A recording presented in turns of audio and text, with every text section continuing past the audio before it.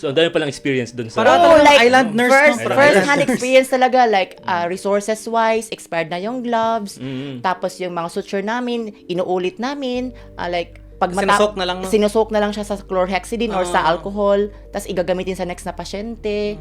Naranasan ko rin yung magtuli every summer, like 40, 50 ang natutuli namin every single summer.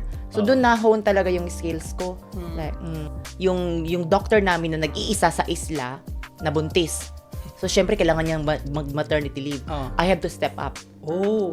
Yun doon na yung unformative years ko as being a nurse. Like, nagpapaanak ako sa ilalim ng puno ng niyog, nagpapaanak ako sa boat. Kasi isla kami, di ba?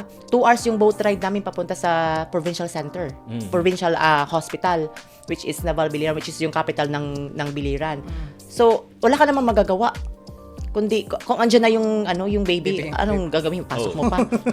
So, nagpaanak na ako sa ilalim ng niyog, sa boat, nagtatahi ako na, like, yung pinaka-complicated ko na suturing was, there was, a man trying to, hinahawakan na lang niya yung niyog. Kasi hindi siya pwedeng malaglag, di ba? So, hinag na lang niya yung niyog.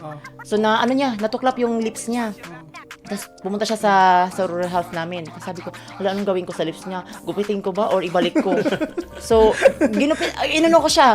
Tinay ko talaga siya. Tapos, sabi ko, complicated to na case. So, I have to climb to the mountain kasi doon siya nakatira. Every single day para lang ma-monitor kung may infection siya. Sa awa ng Diyos, okay naman siya, nag-heal naman siya. Pero medyo tabingin na yung lips niya ng konti. Oo.